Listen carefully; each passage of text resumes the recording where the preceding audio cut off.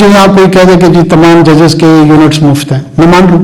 مجھے کوئی کہے کہ تمام جرنیلوں کے یونٹس مفت ہیں، میں مان لوں. مجھے کوئی کہے کہ تمام وابڈا کے ملازمین کے یونٹس مفت ہیں، میں مان لوں. یا we have to officially enquire کہ جو فیکچوئل پوزیشن ہے وہ کیا ہے. وہ مکس ہے. میں نے آفیشلی ملٹری سے پوچھا کہ جی آپ ہمیں بتائیں کہ آپ لوگوں کو کتنی فری یونٹ ملتی ہے. The answer I got, which again has been verified, that they do not consume a single unit free. Pakistan فوج، نیوی، ایئر فورس تینوں کے تینوں اپنے کیو ایم جی برانچ سے اور باقی اپنے ریلیونٹ برانچز سے they contribute and they pay bills against each and every unit which they consume, and they pay from their own budget. جو ان کو allocated budgetary position ہے ان کی، اس میں سے وہ پے کرتے ہیں. جوڈیشری میں بھی وی ہیو بین کنویڈ کہ جس طریقے سے سوشل یا ڈیجیٹل میڈیا میں بات آ رہی ہے، فری کنزمپشن اس طرح نہیں ہے. اور صرف اور صرف وابڈا کے جو امپلائیز ہیں ان کا یقیناً ہے. اور اس میں بھی ہم نے یہ ایکسرسائز کی ہے کہ جو 66% آف کنزمپشن ہے ان کی جو یونٹس کے، وہ لوگ ہیں جو 1 سے لے کے 16 گریڈ تک کے لوگ ہیں. اچھا، جو 1 سے 16 گریڈ تک کے لوگ ہیں ان کی جو انٹائٹلمنٹ ہے فری یونٹس کی، وہ انتہائی کم ہے.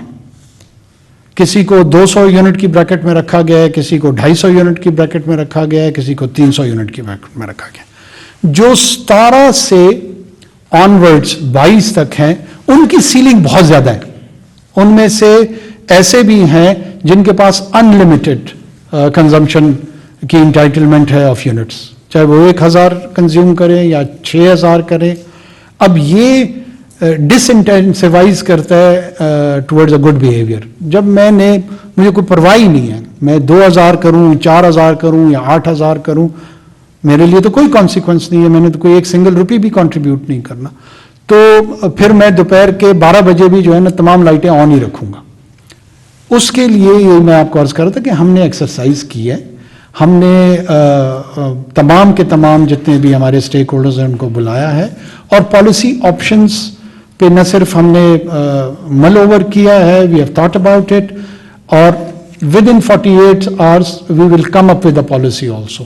اس میں دونوں سائڈ کی آرگومنٹس آ رہی ہیں. ایک آرگومنٹ یہ ہے کہ چونکہ وابڈا کے لوگ کنٹریبیوٹ کر رہے ہیں towards the generation of electricity, آپ ٹیچر کے بچے جو ہوتے ہیں وہ اپنے اسکول میں ان کو کنسیشن ملتی ہے، تو آپ don't be rift them as a whole.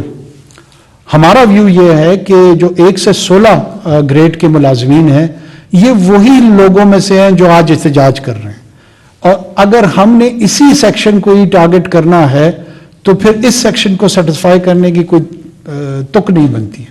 تو لہٰذا 1 سے 16 ایک تو ان کی سیلنگ کا بھی پتہ ہے، ہم نہیں سوچ رہے ہیں کہ ان کو چھیڑا جائے.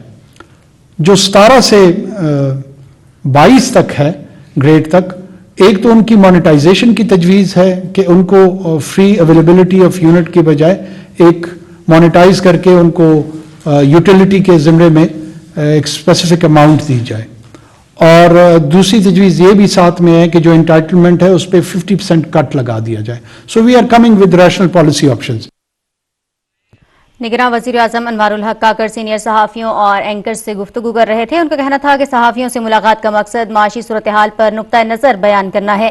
مرض کے علاج کے لیے درست تشخیص کا ہونا بہت ضروری ہے. اس وقت معاشی اور سیکیورٹی چیلنجز کا سامنا ہے. بجلی کے بلوں کے حوالے سے ہم نے عوام کا احتجاج دیکھا، ان کے اعتراضات بھی سنے. ہمیں عوامی مسائل کا ادراک ہے. یہ تاثر ہرگز نہیں ہونا چاہیے کہ نگراں حکومت کا مقصد سخت اقدامات اٹھانا ہے. عوامی مسائل کا ادراک ہے، اس کے حل کے لیے تمام ممکنہ اقدامات کر رہے ہیں. ہمیں مسئلے کے ادراک کے ساتھ ساتھ اس کے حل کے لیے ٹھوس اقدامات اور تجاویز پر بھی غور کرنا ہوگا. ماہرانہ رائے کو بھی مد نظر رکھنا ہوگا. توانائی کے شعبے میں پیداوار، ترسیل اور وصولیوں کے حوالے سے